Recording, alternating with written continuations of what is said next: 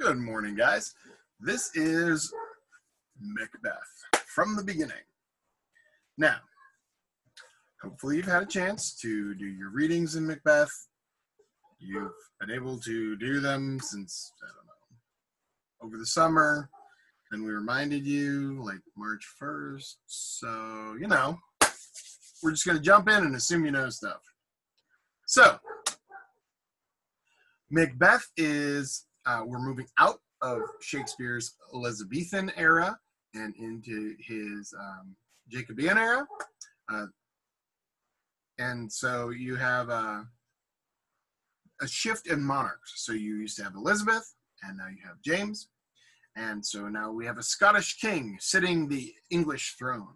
So because of that, Shakespeare, who formerly had Elizabeth as his patron, is now going to kind of do a little bit of pandering to the audience to try to ensure that he keeps the royal patronage. And so he's going to write a Scottish play. Now, Macbeth is actually based on a real person. There really was a Macbeth who really was the King of Scotland for 17 years. After he killed a king named King Duncan. But contrary to how this all shakes out in the play, Macbeth is the good king, and Duncan is actually, historically speaking, the bad king. So Duncan was kind of not a particularly well-loved king. He tended to oppress his people, and the people of Scotland actually kind of breathe a sigh of relief when Macbeth kills King Duncan in history, and he then rules for the next 17 years. In the play, that's not the way it's going to go. In the play, King Duncan is going to be the good king that everybody loves, and he's going to be slain by Macbeth, and Macbeth is going to be the bad king that everybody hates, and Macbeth is going to oppress folks and be, in general, not particularly nice. Part of the reason for that is that Macbeth, at the time of Shakespeare, was pretty removed in time. So it wasn't something that had happened recently. And so Macbeth was actually relying on older information. So he did have source material that he kind of consulted and everything else. And his source material is from kind of one of the worst historians historians, doesn't even really deserve the title, that he could have used. So in English history, there's this one guy, he's kind of a goober, and so he kind of just, if he couldn't find good information, he just kind of made it up. And unfortunately, Macbeth is using the Hollingshed Chronicles. They're problematic. There's no two ways to kind of work that out. Additionally, we do know that Shakespeare wasn't taking everything, right from the Hollingshed Chronicles, Volume 5, Scotland, and just making it into a play. We know that kind of for flavor, he does use the Hollingshed account of a guy named King Duff, who died 80 years before Macbeth did. So there are some things that happen where he kind of takes them and kind of makes them a part of his play, but he is using what we call artistic license or dramatic license, and so he's gonna tell a story. Now, the story does have Macbeth as the bad guy because of some errors in the Hollingshed Chronicles, but other than that, it's a great story about Scotland and a great story about the Scottish throne, and so Shakespeare is going to achieve his goal at having something that is interesting and of worth to his new royal patron. So, accuracy of the Hollingshed Chronicles of England, Scotland, and Ireland is super bad. Don't cite it for anything unless you're talking about how inaccurate it is. So,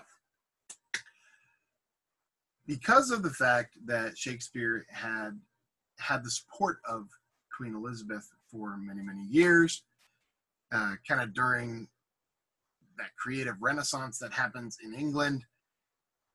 He's really looking forward to having James as a patron, and this is very much what he needs to do to have that happen. So, James is considered the 8th descendant of the Banquo-Fleance line. And so Shakespeare's going to polish the character of Banquo. And so remember, Shakespeare's source material is the Hollingshed Chronicles, and in which, you know, like I said, historical accuracy is right out the window in those, but that's Shakespeare's source material. And in that source material, Banquo is involved intimately in the conspiracy to murder Duncan. But Shakespeare wants King James to like the play. And since that's like, you know, his 8th going back royal line, Shakespeare's like, we could just have one bad guy. We don't need 2 bad guys. So he shines him up a bit. Now Banquo is going to be the innocent victim. Where in the Hollingshed Chronicles, he is a intimate partner of Macbeth in this murder. So we're going to shine Banquo up. Now we get to see, you know, oh man, that's tough luck, that Banquo guy. Now, if you're like, oh my goodness, Mr. Zender, all the spoilers you're giving, remember, you should have read this book in March. All right. Or, you know, over the summer when you're supposed to. All right, here we go.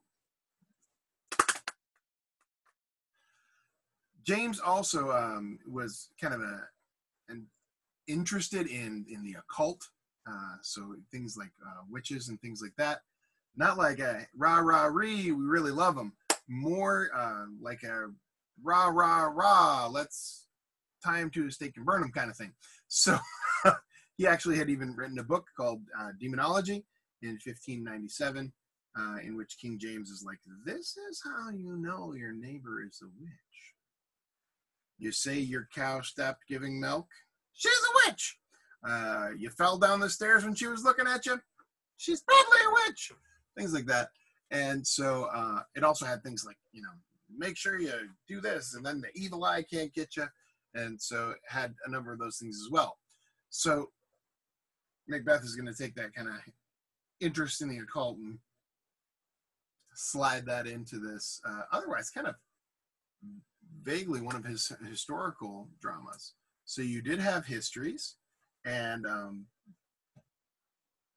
all of those kind of things that go along with it, but there you go. Good morning. So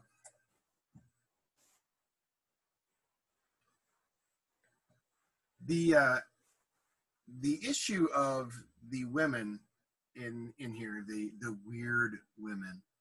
The weird women are the witches. And so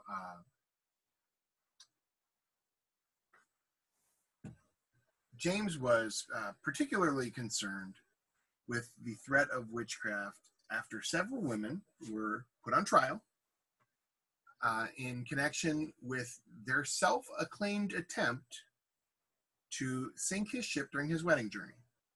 So basically 3 women came forward and they're like, yes, we're witches and we tried to sink your ship and send it to the bottom of the ocean. And oh my goodness, it didn't work.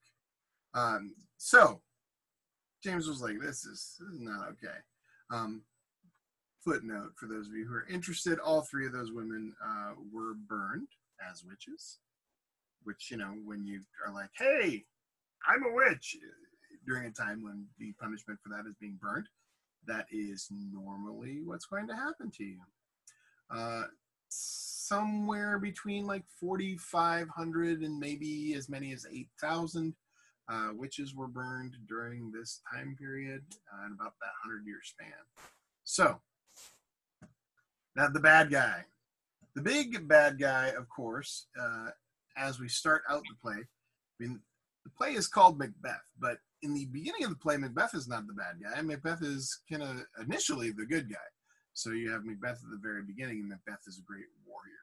And then kind of very, very quickly, we're going to be introduced to a new character, and that's going to be Lady Macbeth, his wife, and she is not a nice human being. And so for the beginning kind of third of the play, the big bad, if you will, is going to be Lady Macbeth. She is ruthless. She is scheming. She's conniving. She is vicious. She is the one who is going to stop at nothing to get what she wants. And that's going to shift. So you're going to have Macbeth start out, and he's a great warrior. He's loyal to the king. And Lady Macbeth is going to be the schemer and the vicious one. And then as time progresses in the play, her importance as a villain and even her ability to be a villainous character is going to diminish to the point where by the end of the play, she is an afterthought. She's not a villain at all at that point. She's an ex-villain, a former villain. She's not a good guy. She's not going to change teams. She's just going to become totally irrelevant.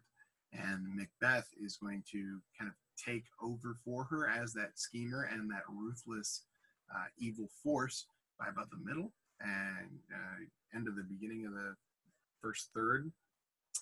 He's going to kind of take over as the ruthless force and then kind of continue. He's going to lean into that behavior for the rest of the play.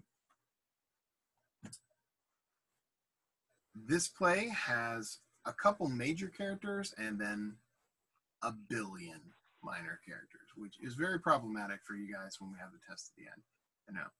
But your major characters are going to be Duncan, the King of Scotland, who, spoiler, he's going to get killed pretty early on. His two sons, Malcolm and Donalbain. So Malcolm is the older son, is kind of the more important son in terms of his royal line. And then kind of associated with him, you'll also have a random captain, a soldier in his army that is going to have a couple lines but not be all that important. So you're going to have Duncan, who's vitally important to the plot but not in the story for very long. His sons, Malcolm and Donalbain, who are going to be both plot devices and also important characters, but not main characters. You're going to have Macbeth at the beginning of the play. He's going to be the Thane of Glamis, and his wife, Lady Macbeth. She's going to have some servants in attendance, gentle women. There's going to be Satan, not Satan, but Seyton, like Seyton. So Seyton is going to be a servant of the Macbeth family. Porter, remember, that's a job, but kind of became one of those things where it was also somebody's name because you were just like, oh yeah, Porter, he's the guy who carries stuff and opens the door. Hence, like a portal, and so the door. And Macbeth also is going to have associated with him later in the play some hired murderers. Now, early on in the play, Macbeth is going to be a general in Duncan's army, as is Banquo, another general. Now, Banquo is going to be important at the very beginning of the play, but like Duncan, he's going to last a little longer than Duncan, but he's not going to be there for the rest of the play. And then Fleance is his son. He's going to last a little bit longer than Dad, but not be as important. He's going to be more a stage presence than something that's going to be, having lines and doing things like that. And Banquo will show up both as a living character and also as a dead character, which you see a couple times in Shakespeare and things like Hamlet. So you have Macduff, who is the Thane of Fife. The Thane is a member of the Scottish nobility, and his wife is going to be Lady Macduff. The nice thing is all the ladies are just going to be Lady such and such, their husband's, name, and will be very easy to remember because of that, who they are associated with. They have a son who's mentioned, Boy Macduff, and Ross, who's the Thane of Ross, his cousin. Then you have Hecate, or Hecate, if you prefer, the Queen of Witches and the Weird Sisters. The Weird Sisters are not necessarily sisters so much as it is a sisterhood of witches. Shakespeare doesn't rock out, this is their family tree or anything like that. So we just kind of know them as the three witches.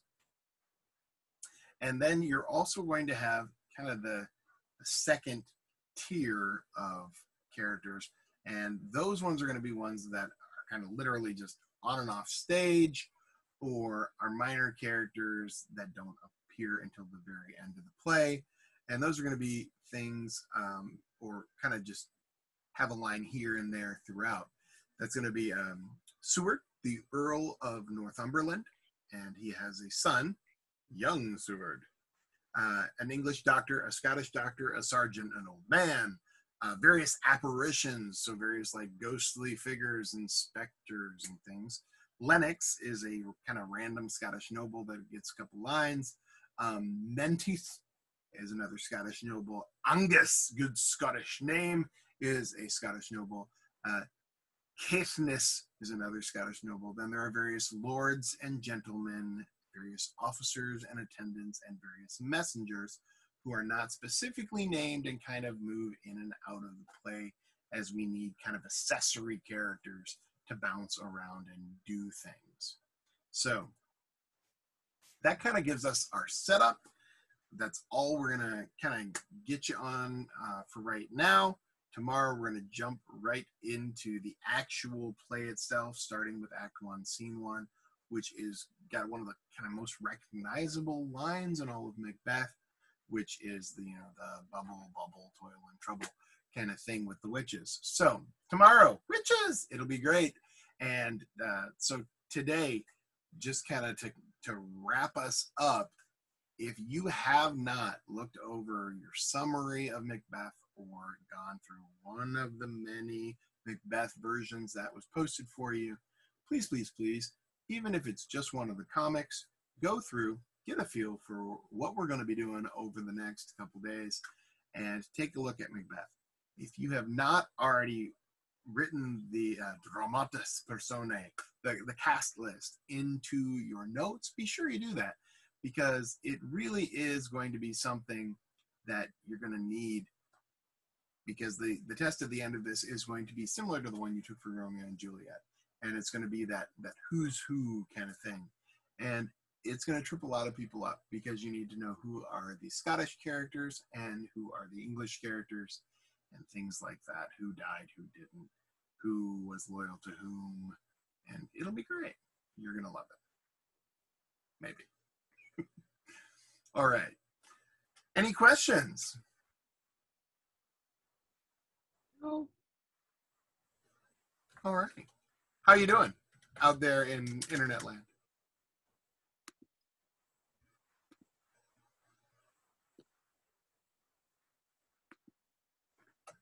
All right. It's great seeing you guys. Have a lovely day. And I'll get this one posted for you. And then tomorrow we'll be back.